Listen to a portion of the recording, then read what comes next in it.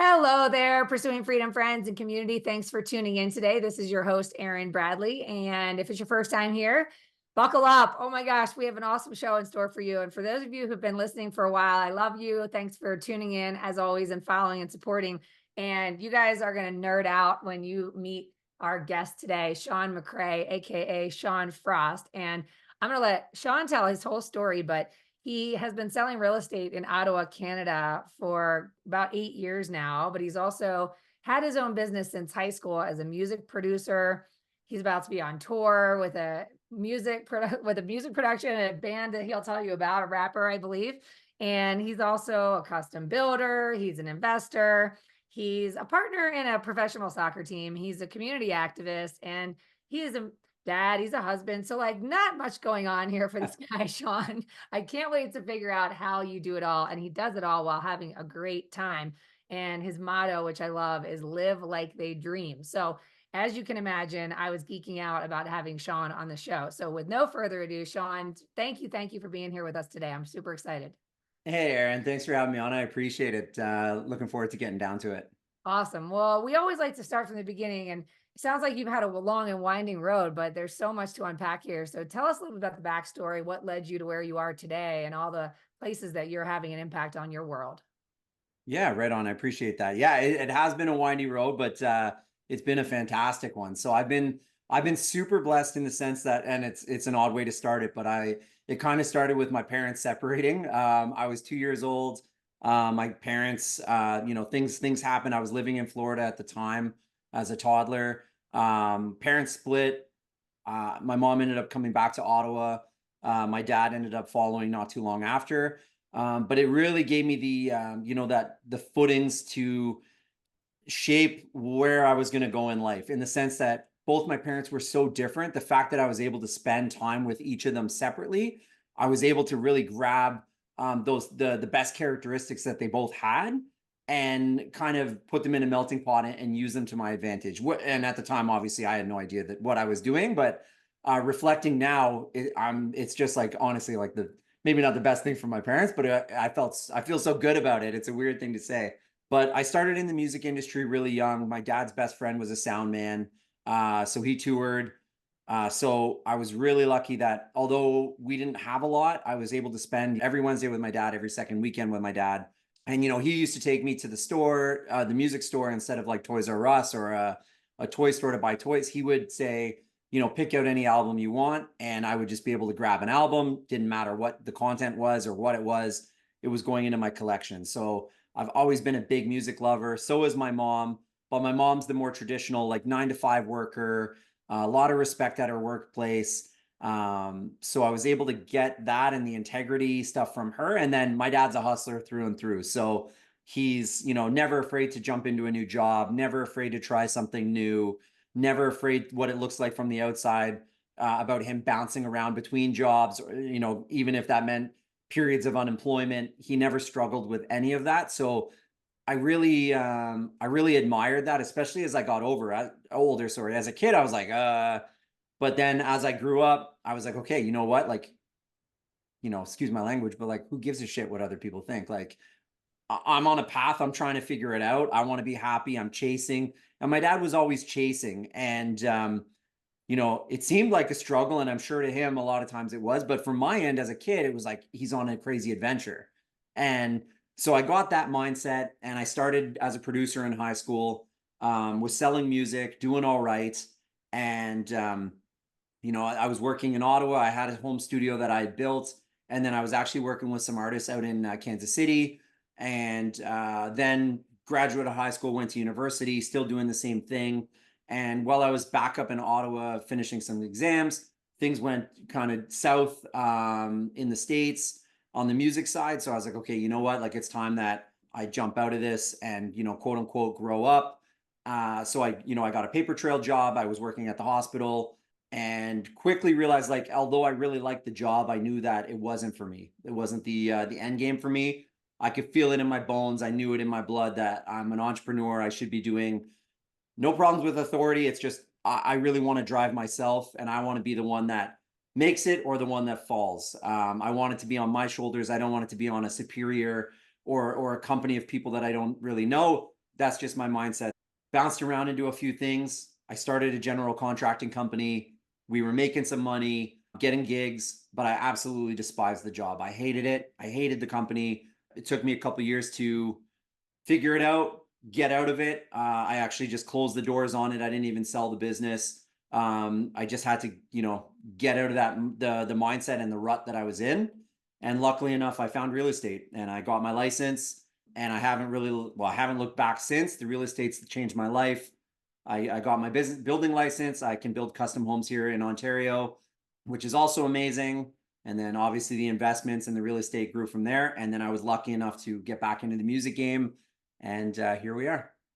You obviously have a thirst for life and adventure. And it sounds like a pretty positive attitude and some guts as well. Like the willingness to close the doors on that business without selling it and listening to that gut instinct that it wasn't aligned.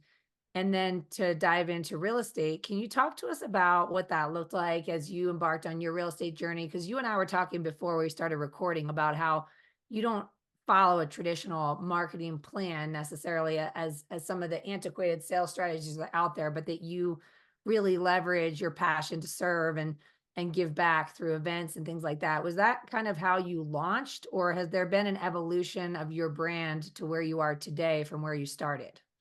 Yeah, a 1000% evolution. When I got into the real estate, it was the next step after the general contracting company. I was at a really, really, really big low at the general contracting company.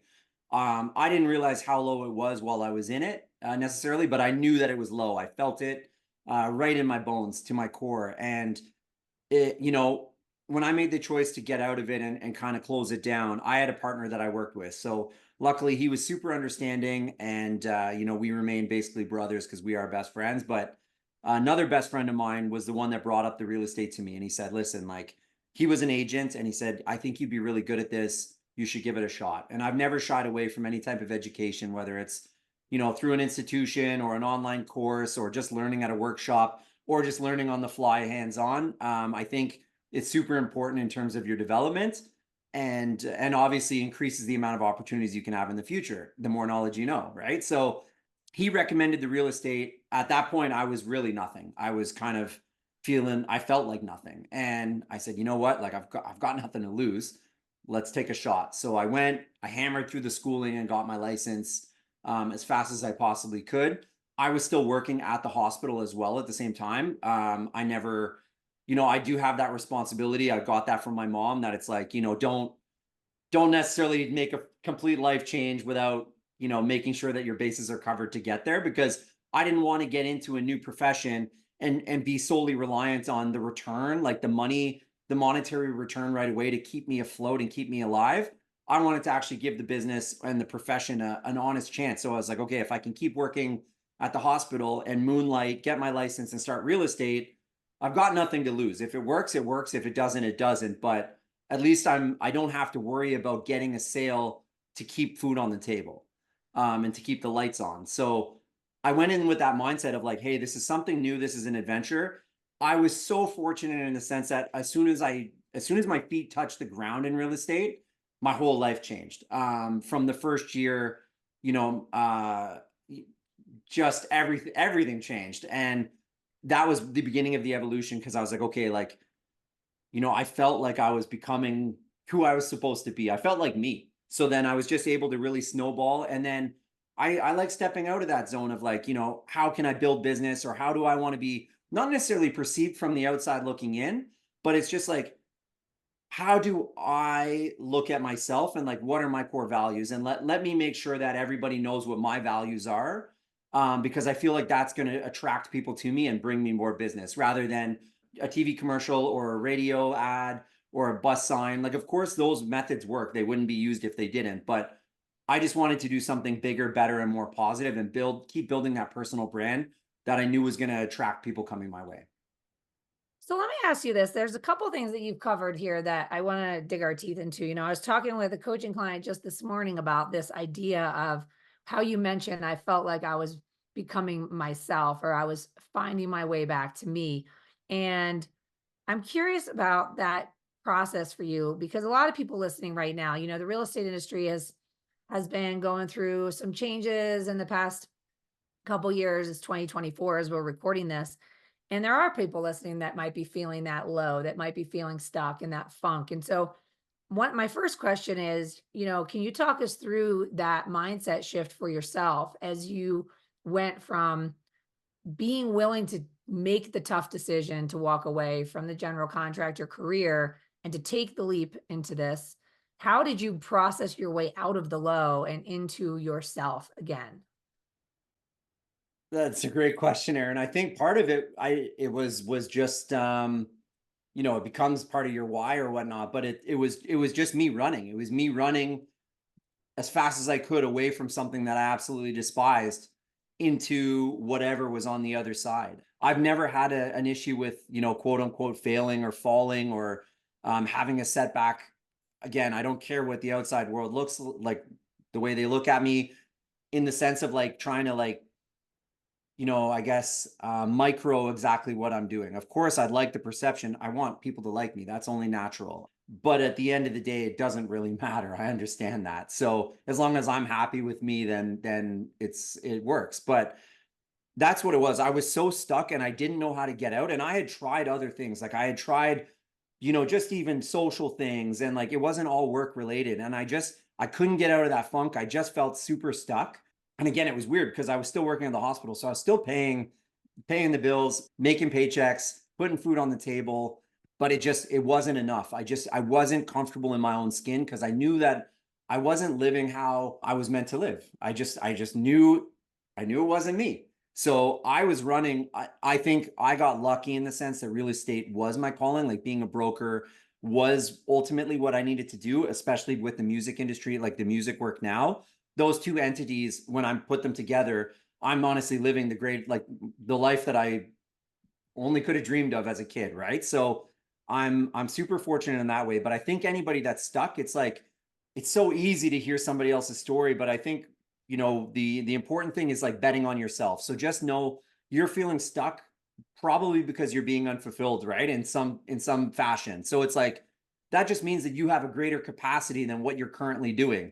So take a deep breath and expand, expand your lungs, expand your lifestyle. So it's like start trying to think of like different passions, like what other lanes can lead to success, both in a monetary sense but also fulfilling and rewarding, with your psyche and like deep down, so that you can be happier. Because once you become happier and you get quote unquote unstuck and you get the wheels in motion and you get some momentum going, if it's on the business side, well, then your personal life's probably going to get better and you're going to start feeling better. If it's on the personal side, guess what? There's probably going to be an opportunity down the road that you're going to seize, and that energy is going to move over to that and you're going to start rolling in that. And even if that doesn't work, that's okay. You tried something and then it's like, okay, check that off the list. That wasn't really for me, but that was kind of cool that I just jumped into something where I started learning about something. And I'm not talking about scheming. I'm talking about actually, sinking your teeth into something and like investing some time and effort into it, and giving something a real go. And you'll know pretty quick, successful or not successful, you'll know if you're fulfilled by it. And if you're not, then it's not for you. Make a little bit of money at it. Sure, that's cool. But keep in your mind, okay, you know what? This is a stepping stone getting me closer to something that I really want to do. Even though I don't necessarily know exactly what that is yet, I know that I'm on the right path. And all of that is just going to give you that momentum to get closer and closer to where you need to get to, in my opinion. I 100% agree. And I love how you're talking about this kind of, alluded to as a purpose-driven life or a purpose-driven business, but ultimately it's the integration of you, yourself, you being enough, authentically you. And like you talked about, if things start going well in your personal life, suddenly things create momentum in the business life. Things are going good in the business and personal life might improve as well. But at the end of the day, what I want to highlight here is how you're really just talking about authenticity. And it sounds like, and this is something that maybe some people are listening and thinking, man, that must be nice, which are kind of like my three least favorite words put together. But how do you avoid the imposter syndrome? Like you said, you got momentum the moment your feet hit the ground in your real estate career. And even though you came off of this funk, and somebody listening might be like, man, how do I do that? Because I'm listening to this guy and it's like, I'm already having imposter syndrome right now.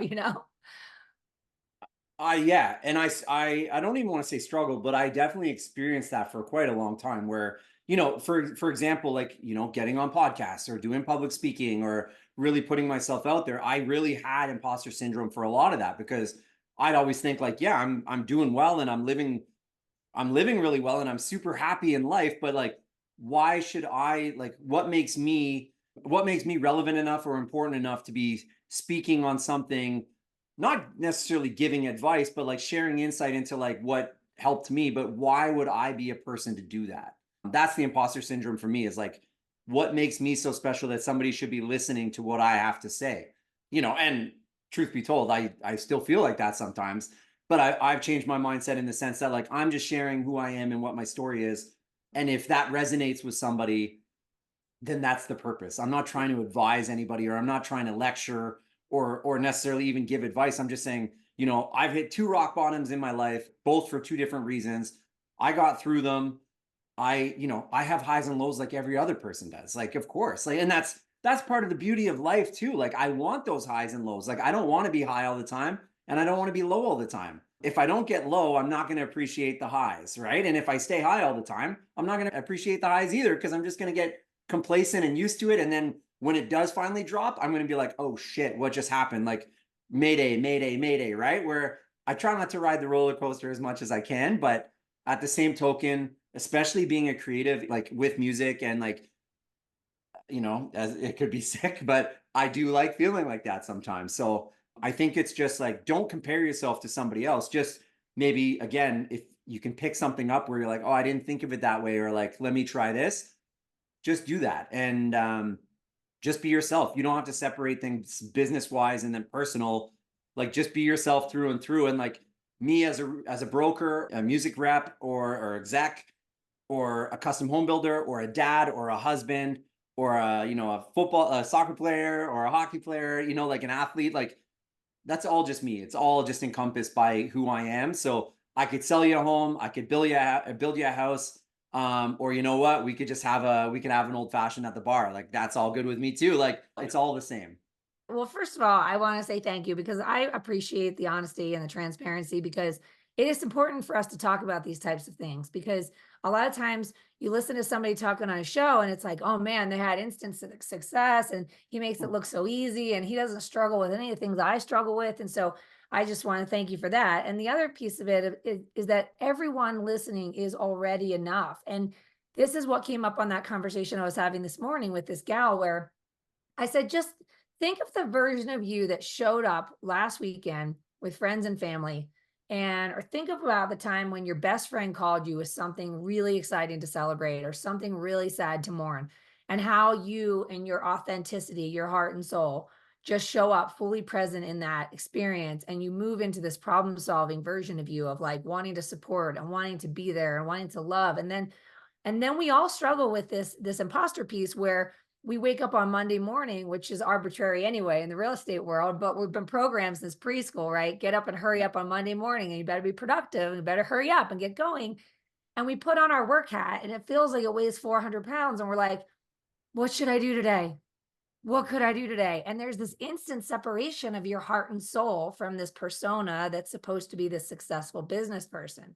And I think what you articulated there is this integration of self into business and all being one, and how that can lead to a joyful journey of the unfolding towards the future that you're running towards instead of being preoccupied by the past you're running from. And one thing I'm curious about, because for all of that running towards that you've been doing, it requires a level of decisiveness, right? The willingness to act, even though you're not sure what the outcome is going to look like. And you talked about not having the same troubles with, failure or worrying about failure because it's all part of the learning. But we are human beings and we do experience that resistance. Like, you have that impulse that's like, maybe I could do that. Maybe I should do that. That sounds kind of cool. And then you're like, well, but, and then whatever comes after but, it might be like a little bit of fear, limiting beliefs, self-doubt, whatever. Do you have an ability nowadays, because you've done enough trial and error to see that, you know what, you've had two rock bottoms, but you're still here thriving, you're having a good time. Do you have an ability to kind of step out of that and witness your fear and say, there it is, but like, you don't own me anymore? Like, has there been a journey with that, with fear for you? Not with fear. No, I've never had that. So again, I got that. No, and I truth be told, honestly, I think I got that from my dad. I I've always known, the way that I've always phrased it to myself, like even as a teenager, was like, quote unquote, failing was like if things didn't go your way and you like say you fell on your ass or whatever, like things didn't happen. The failure is only if you're giving up, if you quit. If you quit, sure, it's a failure. If you get back up and you keep pushing forward, you're not going to fail because eventually you're going to break through. It's perseverance, it's dedication, it's being relentless, that commitment. Like I know I bet on myself. I believe in myself. I always have. So I know if things don't go my way, it's on me. There's no excuses. It's not going on somebody else. When things go my way, it's on me. It's not going to anybody else. It's in my soul that I know that I did this. That's not to say that everything I've done has worked. And that doesn't mean that it also doesn't mean that it's a failure. So that if I've tried something and it didn't work, it didn't garner the results that I was hoping for, then I make a choice. I say, am I going to get back up and keep pushing? Or maybe this isn't for me. I'm still smart enough or aware enough. I guess I still have the awareness. I shouldn't say smart enough. I still have the awareness to be like, you know what, this didn't work and that's okay. I could try it a different way. Or I think this is where I can fix things. But ultimately, do I want to? Because this didn't work and now I'm learning a lesson from it. Now learning this lesson, I'm going to use that knowledge. Do I actually want to keep pursuing this, or is it time to switch it up and try something different? I have other ideas of things that I want to do. Maybe I should move on. Or, you know what? No, that I almost had it there. I know exactly what I can do, or I think I know exactly what I can do. Let me try it a different way. And if it doesn't work that way, guess what? Two wrong ways are already eliminated. The next option that I think to push through that wall might be the right one. And that might just unlock everything. And I'm still super excited about it. I'm still passionate about it. This will make a good chapter in the book one day. Yes, I love that. That is awesome. So let's bring it full circle because I started to allude to the way that you have built your real estate business, and it is a unique approach that is driven by your passion to serve your community in so many different ways. So I think there's some inspiration there for people to hear, like, what does it look like for you to leverage events and the soccer team and all these things, and how did that all come to unfold? Yeah, so I'm a big supporter. I'm a diehard Manchester United supporter first and foremost. So like I've got, I'm tatted with Manchester United stuff. I'm very passionate. I played as a kid. I played like top end football or soccer, and we got a professional team here that's owned by Atletico Madrid. And they started here in Ottawa a few years ago. I got season tickets, and my real estate business was doing extremely well because I had a suite, because I had a private box at the stadium. Because again, it was a good spot to bring friends out. I didn't really bring clients out, but brought a lot of friends, the odd client, but my dad, my best friend, every game we were at. So we started doing that. And right away, the club noticed, okay, it's all our corporate sponsors, like quote unquote sponsors, that are up here. And these are all like the big hitters, right? And then there's this guy, and like what's going on with him. So they did some digging on me and realized that there were a lot of synergies. So not only was I super passionate about the club, but I'm very passionate about the community. I grew up from humble beginnings. I didn't have a lot as a kid. Didn't know that because I did live I had a wonderful childhood, even in low income housing. Again, I knew my environment, but I wouldn't have traded it for the world. I'm still friends with everybody. We're still thick as thieves, all of us. But I know where I came from, and I knew what I had. And like now I know what I didn't have. So I really wanted to make it a mission. I thought being able to give back to the community would, one, selfishly not inflate my ego, but really pump my, self-inflate my own tires, in the sense that like, not only can I take care of myself now and my family, but I can actually give back and help take care of other people. I've always been a people person. So I'm starting to get a great sense of pride in being able to like what I felt was making a difference, right? And something bigger than myself. And then again, selfishly, everything that comes along with it was helping my personal brand. And then the club approached me and said, hey, we'd really like to team up. This is what our vision is. And I'm like, well, this is what my vision is. and they were like, we want to offer something to you. We want to offer a table and offer for you. And negotiations were very, very, very seamless and quick because again, we were so aligned. And now it's like it's my favorite place to be is in that stadium, whether it's bringing out a community center or I do the home opener every year. So it's whether it's for the Children's Hospital of Eastern Ontario or the Canadian Blood Services, underprivileged kids getting just meet and greets for the team or signed jerseys or like whatever it is. It doesn't matter how big or small it is. It's just it's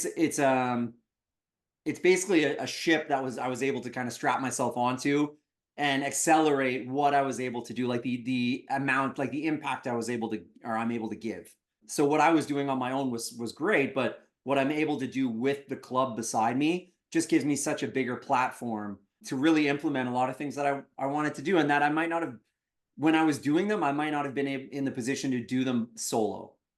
Yeah, I love that. This is so powerful for anyone listening because first of all, we talk a lot about how when your light is on, when you're fired up, when you're excited, when you're having a good time, when you're laughing, how things just start to flow and doors start to open, and why when you go on vacation, your business picks up because you're excited because the light is on, right? And it's like a lighthouse in the storm, ships will come to port, right? But so many of us, we as human beings, we vacillate, right? With the highs and the lows that you talked about, and the light is on and the light is dim or the light is extinguished at times.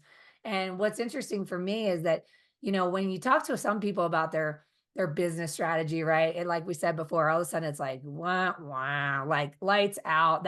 That person that I just saw at the party on Saturday night who was like living their best life. And now all of a sudden they're like, wah. But with the way you're doing it, you're taking all that energy and that love and that desire to contribute and your authenticity and your enthusiasm and you're just letting that light shine. And as soon as I asked you about it, it was like an explosion of light. You just like, so it's no wonder that the business success would follow that light and that contribution. And I just think it's important for people to listen to because it's not like silos. We're not living our life in silos. It's a blending of all this good energy that leads to more ideas, more opportunities, more doors opening. One of my last questions for you, because I really want to honor your time, is with all of the irons in the fire that you've got going on. I mean, you've got multiple businesses, you've got investments, you've got clients, you've got family, you got friends, you got fun, all the good things, right? How do you approach I don't even like the saying time management, but like, how do you approach the dance of all of these different things that you're excited about?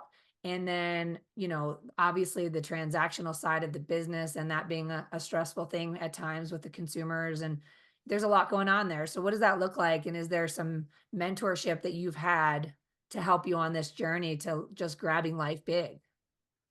Nothing specific in terms of mentorship for time management, just an understanding that, one thing is, of course, we all have the same amount of time in a day, right? So really utilizing, you don't want to mention time management, but time management is so huge. And mine is so easy because the freedom for me, like pursuing freedom for me, my freedom is the time with my son. I'm absolutely obsessed with him. He's 7 years old. We are joined at the hip every moment. So I structure all of my days around when we're going to be hanging out because that's what's important to me. That's what's most important to me. So whether or not that means getting up earlier to get a start on things, all of that just fits into my schedule and I time block, right? So I have time blocks for everything. I have a task list and a checklist every day. So I know the night before I wake up, I know exactly what I've got going on that day. And that way, that also gives me the freedom to assess and address anything that comes up during the day. Because, obviously as an agent, as a broker in real estate, mortgage side, or the selling side, things happen, right? Like fires come up, you have to be ready to deal with them. I don't want to be running around with a fire hose trying to just spin around in circles and putting out as many fires as I hopefully can, not knowing what I'm doing. I want to be calculated. And the way that I easily trick myself into that is that I need to be that way, not just on the business side, but I need to be in the mindset where, I pick my son up at school every day, which is where I'm going right after this. I pick him up at school every day. I'm with him unless I have, some showings, of course, you got to do them. It's part of the job and I enjoy doing them. That's why I do this job. But a lot of the time, I try to work the showings around his schedule if I can, dependent. So I like to pick him up and be with him till the time he goes to bed. Same thing in the morning. I'm up earlier, I'm working. When he wakes up, then I hang out with him until school. So I schedule my day as much around my son as I possibly can. And that gives me the fuel for the fire to be like, okay, I know what I have to do. Let's get after it. No excuses. Let's make it happen. And then I cherish the time that I'm with him, and I know that I've earned it. But for myself, like I'm like, hey, I'm not slacking. I'm not dropping the ball. I'm doing exactly what I need to be doing. I love that. And it's incredibly empowering because, as you know, you've been in this business long enough to know that so many people are just making excuses for why, they just have, I just have to, I just have to, I just real quick, I just need to. And they're distracted all the time and preoccupied and spread thin. And I'm guilty of that too, just like everybody else. Like it happens. You do your best, but sorry to cut you off, Aaron, but I definitely fall into that. It happens because sometimes there are so many things going on at the same time that are out of your control. But it's also admirable that you can clearly articulate your priority Oh, with yeah, your son and be unapologetic about it. Like for sure. that, for some people, that's really hard to do. And there's a gal that I have known for a long time, and we were in a mastermind group for years together. And she does not work her summers because she's a single mom to two boys. And she got her real estate license when she became a single mom when they were 2 weeks old and 2 years old. And she just decided being the operative word, Yep. that she wasn't going to work summers until they were out of the house. And I remember calling her out one time saying, tell me the truth. Do you get up at, 5 in the morning and work until they wake up at 10 and then you take them to the pool? And she's like, no, I sleep until 10 in the morning and then I take them to the pool. And she's like, she just doesn't, there's not even a question. Like she made a decision. She floors it from basically late August until late May. And she takes her foot off the gas and refers out in the summertime. And to some people, they hear these types of things like you just were so matter of fact about it. And it is that simple to make a decision in alignment with your priorities and be matter of fact about it. And again, this comes back to that fear piece, is that people hear that and think I can't for whatever reason, and that's the fear. But if you just decide, you might be surprised by how beautiful it can be, right? Of course. And then on top of that, it's like when you're not necessarily that like as scheduled. So like when something else comes up, then you get to make the decision whether you want to do it or not. Like you understand the importance of what it can lead to, and like, do I want to do this or do I not want to do this? And then it's on you. Whatever decision you make, you have to be comfortable with, the outcome. And you just can't make an excuse for it. And that, if you can own up to it, then you have clarity. Like I find that I'm super good. If I let an opportunity pass, right? If it comes across my desk and I'm like, yeah, it's going to generate, it's going to bring me a lot of money. That's cool. I don't really care about it. And you know what? This is actually going to take a bunch of time. And these guys want to like have a corporate meeting every Saturday morning at 10 a.m. Well, I'm not doing that. I have Saturday mornings with my son that are way more important than me making this money and sitting around with these people that could be nice people, but like, they're not my people, Yeah. So I'm good. Somebody else can take the bag on that. I'm going to be just fine because I'm going to be super happy over here living my life. It's so wonderful. So thank you, Sean. I really appreciate you taking the time to share your story. It's really inspiring, and I know that somebody's life has been changed for the better thanks to this conversation. Oh, well, I appreciate that. If I could help out in any way, that's enough for me for sure. And thank you for having me on. Awesome. And to my friends out there listening, my Pursuing Freedom family, as always, I love you guys. I appreciate you tuning in, and I love to hear from you. So if you've listened to this interview and something struck you, if there was a takeaway, follow Sean on Instagram, send him a message, send me a message, because honestly, your feedback keeps us going and we love hearing from you. So follow me over there at Pursuing Freedom Official on Instagram, and reach out when you have a minute. I will see you next time. Make it a great day. I love you. Bye-bye.